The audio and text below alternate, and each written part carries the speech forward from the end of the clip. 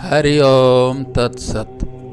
हरि ओम तत्सत। श्री महेश जी तिवारी जी जिज्ञासा प्रकट कर रहे हैं कि ध्यान से क्या लाभ है। आप सभी कोई ध्याता लोग मन लगाकर सुने।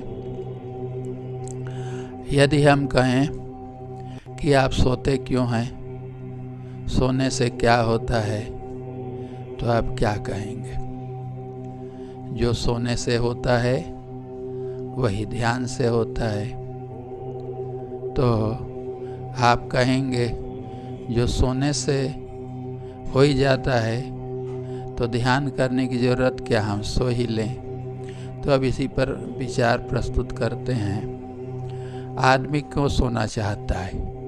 किसी को खिला दें, पिला दें, नाना प्रकार के गीत गोविंद सुना दें, नाना प्रकार के दृश्य उसे देखने को अवसर उपस्थित कर दें।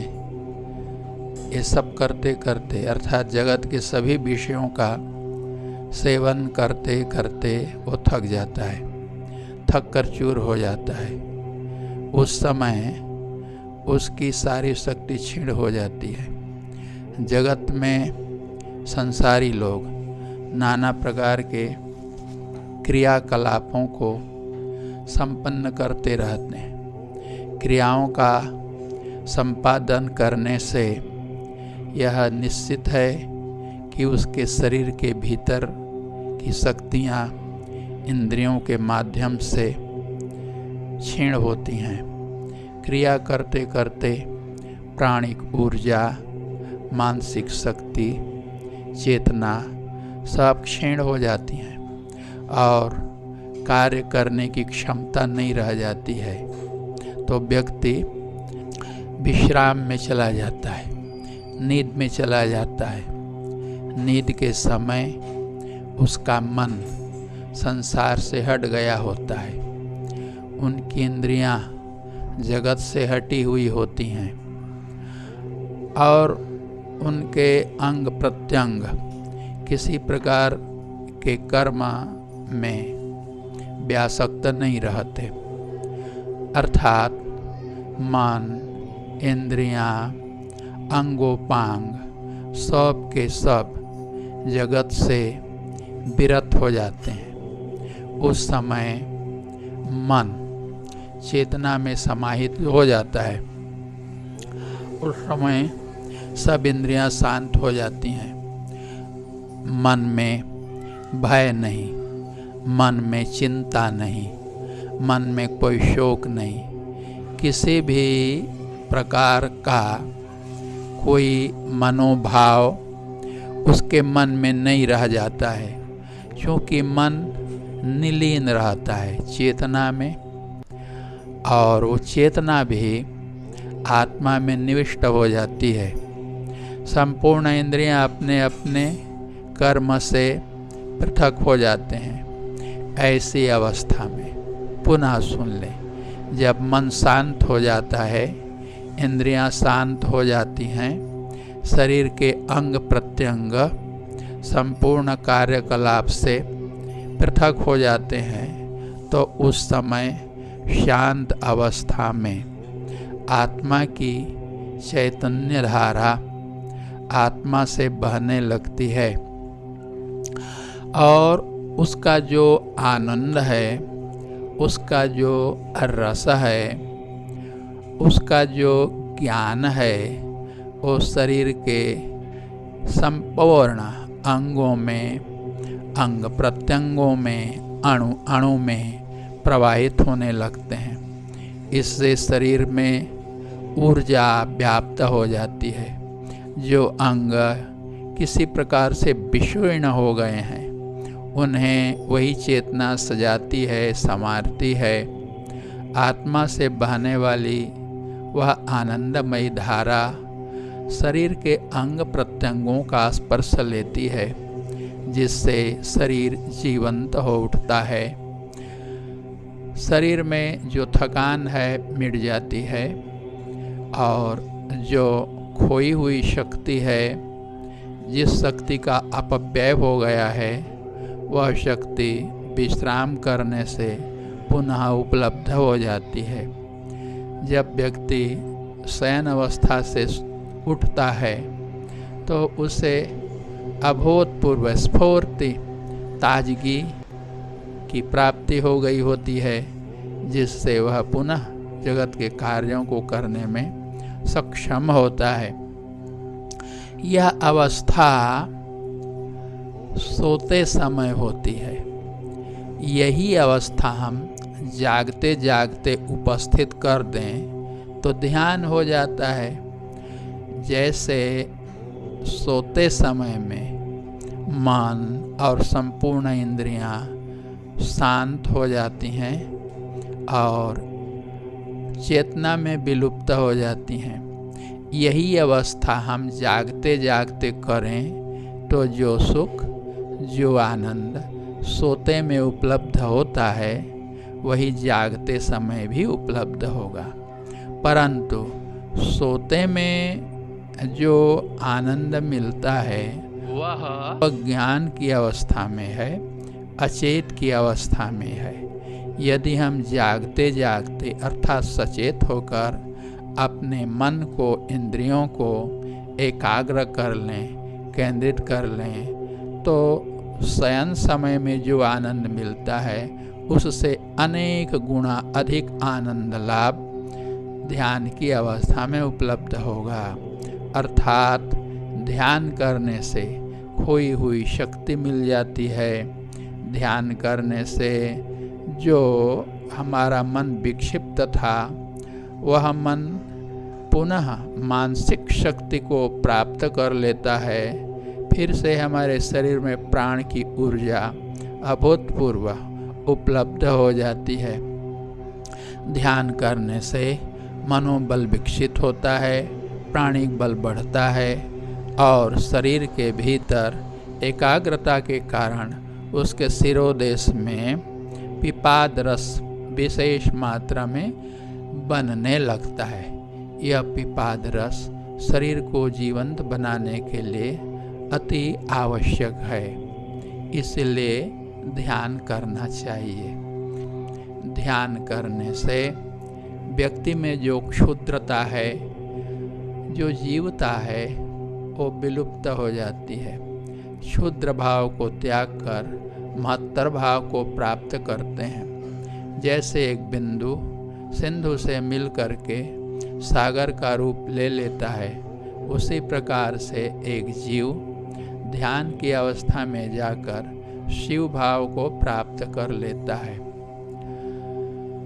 क्षुद्र से क्षुद्र भाव मिट जाते हैं और महत्तर से महत्तम भाव उपलब्ध हो जाते हैं। जीव में जो न्यूनता है, जीव में क्षणिक ज्ञान, क्षणिक सामर्थ्य और क्षणिक कुशलता, कार्य करने का सामर्थ्य, ये सब ध्यान करते करते करते जीव में वो जीवता के दूर हो जाने से और ऐश्वर्य भाव किया जाने से, अर्थात ईश्वरत्व की उपलब्धि से ये अनंत सामर्थ्य, अनंत बोध, अनंत कौशल की प्राप्ति होती है।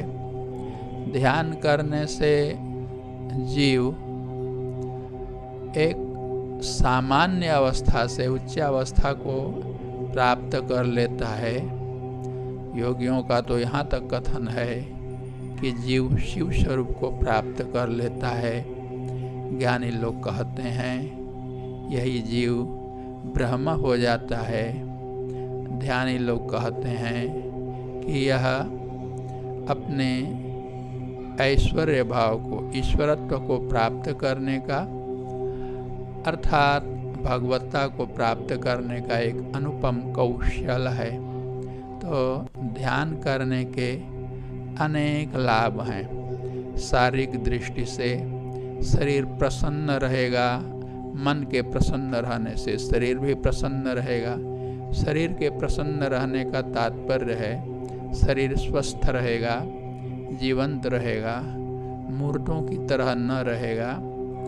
ये शरीर में जीवनीय शक्ति की वृद्धि हो जाती है। जब तक चाहे वह जीवन धारण कर सकता है। मानसिक दृष्टि से ध्यान में वो लाभ हैं कि इस जगत का कर्ता धर्ता संहर्ता मन ही है।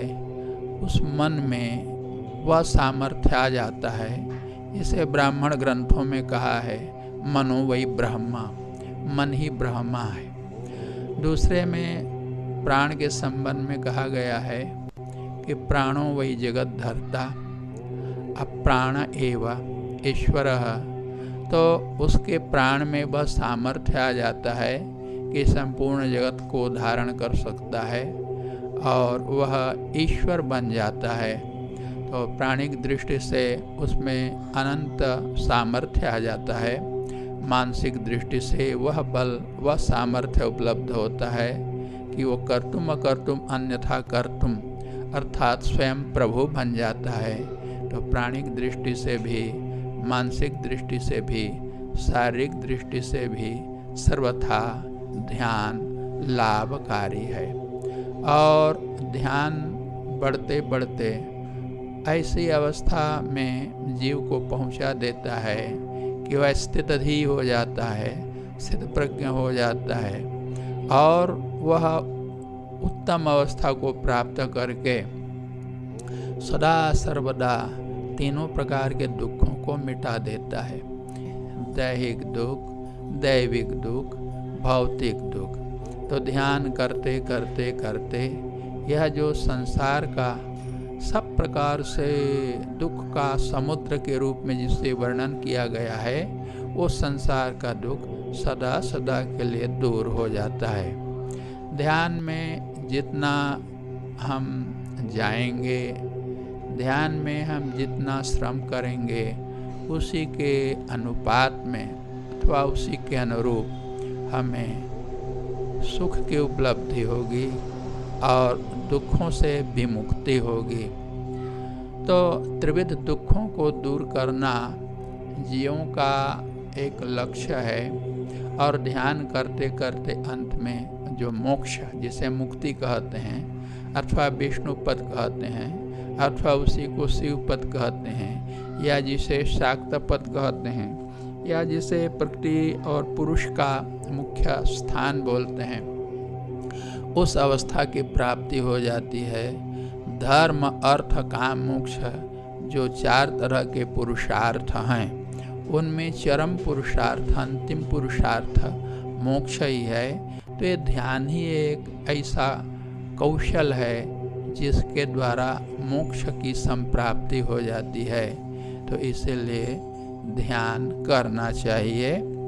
ध्यान करने वाला सदा सुखी रहता है। संसार में हर पदार्थ ध्यान कर रहा है। देखिए गिरी पर्वत ये सब भी ध्यान करते हैं, वृक्ष भी ध्यान करते हैं, बादल भी ध्यान करते हैं, पृथ्वी जल तेज वायु सब के सब ध्यान करते हैं। कुछ ऐसा अवसर आता है उनके समीप कि वे अपने कार्य को निरुद्ध कर देते हैं, शांत हो जाते हैं, वृक्षों में पत्ते तक नहीं हिलते हैं। ऐसे ही संपूर्ण ग्रह नक्षत्र तारे ये सब भी ध्यान की अवस्था में जाते हैं। उनका ध्यान पृथक पृथक है, उनकी क्रियाएं चलती रहती हैं, फिर भी ध्यान कैसे होता है ये गंभीर विषय है।